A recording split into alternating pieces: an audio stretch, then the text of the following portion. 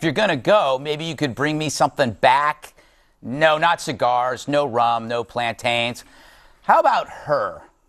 I'm honored to stand here today alongside the New Jersey State Police, the New Jersey Attorney General's Office, and United States Marshal for the District of New Jersey to announce the addition of Joanne Chesimard to the FBI's most wanted terrorist list. While living openly and freely in Cuba, she continues to maintain and promote her terrorist ideology. Joanne Chesimard is a domestic terrorist who murdered a law enforcement officer execution style.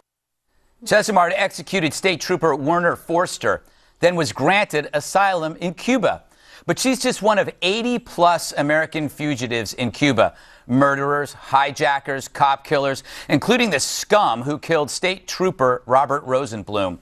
See, unlike North Korea, Cuba is a jewel of the left because both adore Marxist thugs, those who failed at life but excel at taking it. Do you think that occurred to our president, or did he decide to normalize because, you know? Because it's the right thing to do for the country. Plus, it's just fair and it's the right thing to do. It was ultimately the right thing to do. I can persuade the American people that it's the right thing to do. This is the right thing to do for our economy. And we do that because it's the right thing to do. We are making these changes because it is the right thing to do. See, he says that about everything. It's a sweet refrain, but one that fails to say why you reward a regime that torments people and harbors ghouls. Why not demand their return? Are you afraid to hurt feelings? But as with golf, Obama loves to play even as he loses. He's like a kid in a casino, mindlessly pulling on slot machine levers while mom and dad lose their shirt to the men in green holding the cigars. And as for those saying our commerce will bring an end to Cuba's charm, that's easy to say when you aren't living on scraps, turning tricks for coddled celebrities. Yep. Someone else's misery is never quaint. But maybe normalization will finally stop these celebrities from flying to pits like Cuba, only to be shown singing children and maggot-free bread. Propaganda tours for Reds gobble up gullible stars, because where there are commies, there are commie butt-kissers. Cuba treated Cubans poorly, not because it had to, but for belief. Che made them slay. The rule of thumb with totalitarians, the people under that thumb suffer. And its fans always find the thumb more appealing than the bodies underneath. So, KG, you're a prosecutor. Why can't America demand the return of a cop killer, or actually two? Why can't they? I mean, out of the 80 criminals that Cuba is harboring, why don't they give us those two? I mean, I don't think this was such a stretch to be able to make this part of the negotiation and insist on it. Say this is like draw a red line, right? Yeah.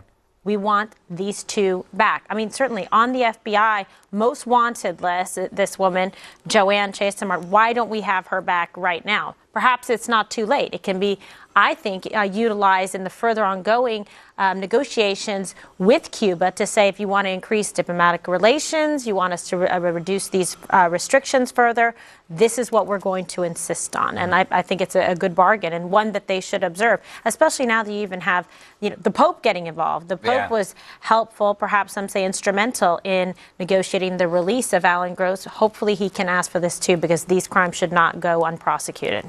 You know, Bob, I would be more rah over this normalization if I didn't feel that President Obama thinks there's no merit in any of our previous oppositions, that our adversarial relationship was valid. I think he always thought that was a mistake. Well, first of all, can I just say that not all the left is in love with Marxists, as you said in your opening. I know why you do it. I know why you do it. The other thing about, Cuba should have given these people up, but we don't have any relationship, so we have no extradition treaty with them. The other thing is that it was over 50 years ago when John Kennedy put sanctions on Cuba, and he directly linked those sanctions with their relations with Russia. With the USSR then. They no longer are supplying Cuba with the oil they need. Argentina is still trying to do that, but they're losing money. So right now, if there ever was a time to do this, it's when when Russia and Argentina have the lowest influence with Cuba. And I think it's the right thing to do. Venezuela, excuse me. Right. That's basically what you're saying. And Eric, you know this more than anybody. They're only doing this because their only friend left is crumbling, Venezuela. It's all about oil. Right. Well, Russia and Venezuela, and you're right. It is Iran is a space. Is all about. It is all about oil, but So your point is awesomely taken that these are some bad people that Cuba is harboring, but maybe, normalizing, normalizing. Maybe the ongoing debate can happen. Maybe we can get those people back. Maybe we can prosecute those criminals for what they've done here. And I took a lot of heat for saying I like the idea of normalizing with Cuba. But it's 11 million new customers for our farming industry, our agribusiness.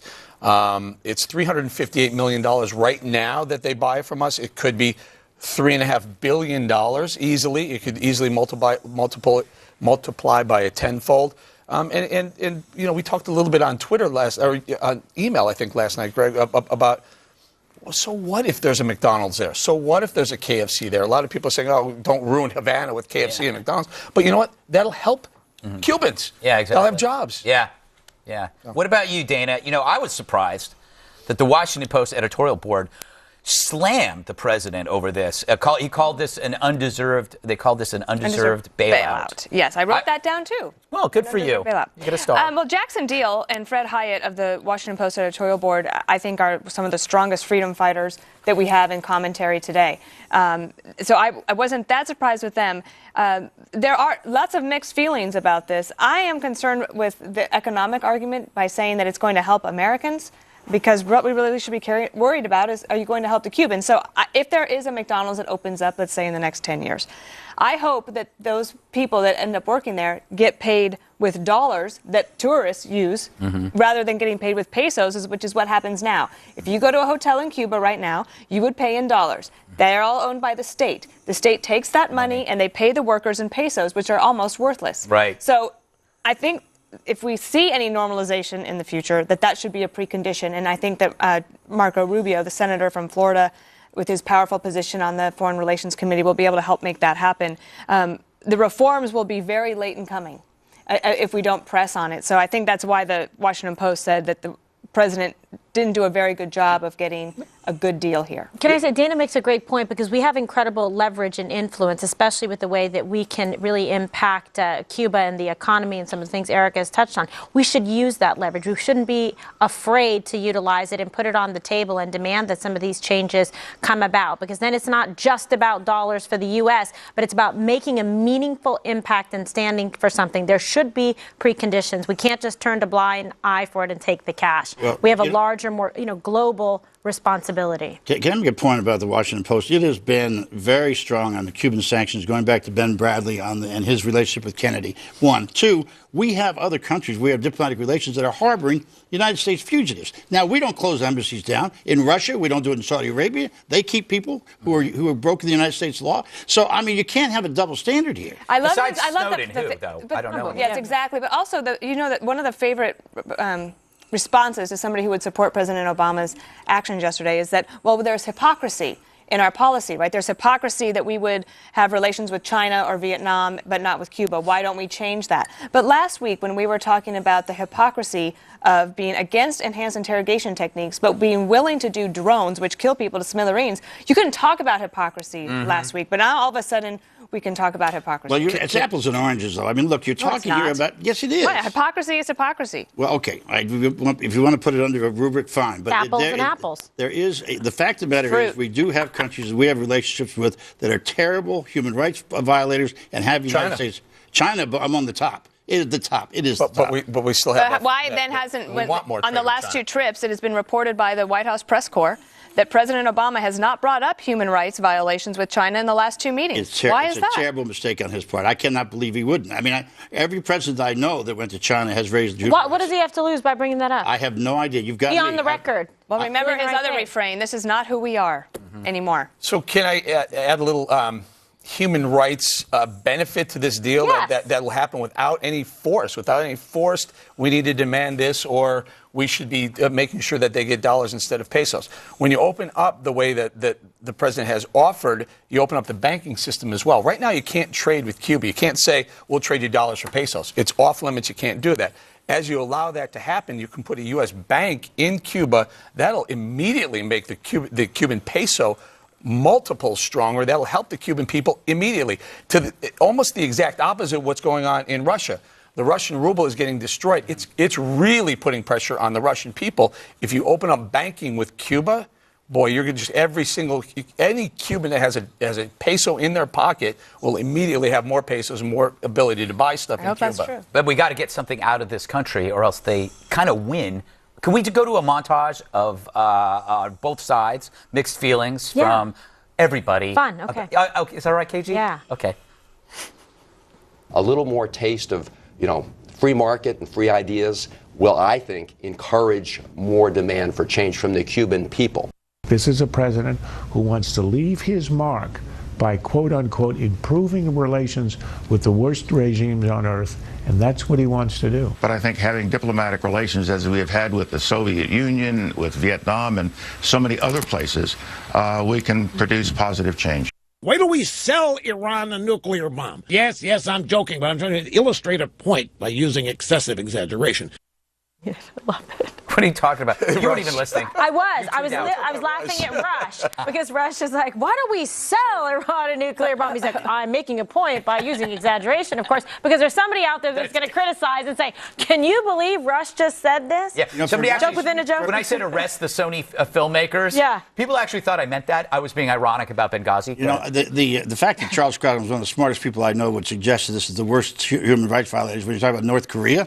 Give me a break. But leaving that aside, I don't understand here what the problem is with opening up and maybe having some change there. It's 90 miles off of our shore. I will say that sanctions maybe haven't worked the way they should, but I think about the people that know how bad Cuba's been, and that's why President Obama has to address their concerns. He has to say, look, I know these guys were awful people, but we've got to deal with them. But we're going to get something out of them. I think that's right. I think you should go there and you should say that. And by the way, I don't trust him. We didn't cover it today, but Eric, I'm glad you raised this. I think the biggest story in the world right now is the Russian economy crashing. I mean, that's bigger than this one. No, but the people who are pushing back, some of the people who are pushing back are saying, well, we didn't demand human rights change out of Cuba before we made this deal. I'm telling you, the minute you open up a trade, let the currency trade against the dollar, you are going to help every poor Cuban on that island. 11 million people. Yes, will it help the oligarchs? Will it help the rich people? Will it help the people who stole land when Batista was thrown out? It'll help them, too, because you know what? It helps everyone. But when you help them, you're also helping the average Cuban. We didn't demand human rights out of China when Nixon went there. I agree, Bob. I agree. I mean, look, it's hypocritical to say we need to continue to demand human rights corrections out of Cuba, but not demand the same thing out of China. China's the big bear. China's the one you don't want to mess around with. You don't want to tick off. So everyone's like, ooh, let's not tick off China. Apply the same standard. Bob loves it. Can I, Dan, I want to go to you in this. This is Ted Cruz. You're aware of who he is, correct? Yes, I think this is him. Bob's friend. Yeah, comparing the spy swap, and he calls them spies to something else. Take it away, Ted.